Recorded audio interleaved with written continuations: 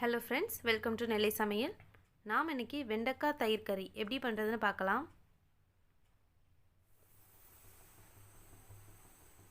ஒரு பேனில் 1/2 table spoon எண்ணெய் சேர்த்துக்கோங்க. எண்ணெய் சூடானதும் ஒரு 15 வெண்டைக்காவை கட் பண்ணி சேர்த்துக்கோங்க.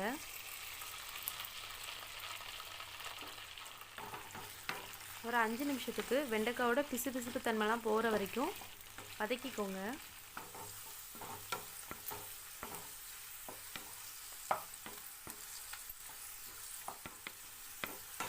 இந்த மாதிரி வதங்கினதுக்கப்புறமா வெண்டைக்காவை தனியாக எடுத்து வச்சிடலாம்.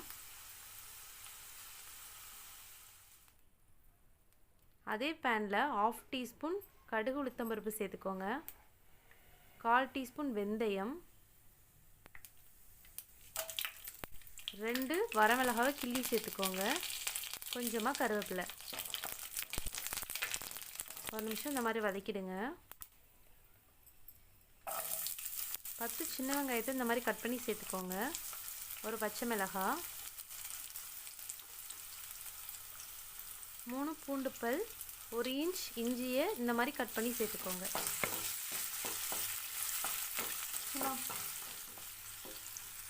ஒரு 3லேருந்து 4 நிமிஷத்துக்கு இந்த மாதிரி வதக்கி விட்டுருங்க. இதோட தேவையான மசாலா பொருள்லாம் சேர்த்துடலாம். 1/4 டீஸ்பூன் மஞ்சள் தூள், 1/4 டீஸ்பூன் பெருங்காயத்தூள், 1/4 டேபிள் ஸ்பூன் சில்லி பவுடர். நல்லா வதக்கி விட்டுருங்க.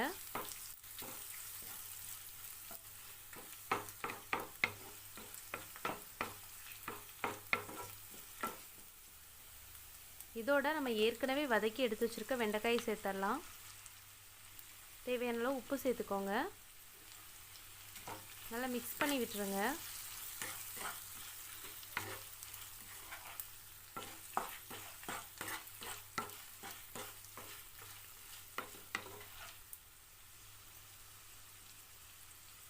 அரை லிட்டர் தயிரை பீட் பண்ணி எடுத்து வச்சுருந்தேன், அதையும் இதில் சேர்த்துடலாம். நல்லா மிக்ஸ் பண்ணி விட்டுடலாம்.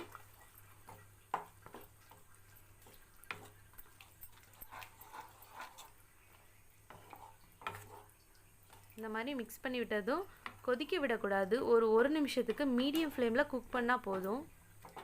அவ்வளோதான், ஸ்டவ் ஆஃப் பண்ணிடுறேன். ரொம்பவே டேஸ்டியான தயிர் வெண்டைக்காய் கறி ரெடி ஆகிடுச்சு.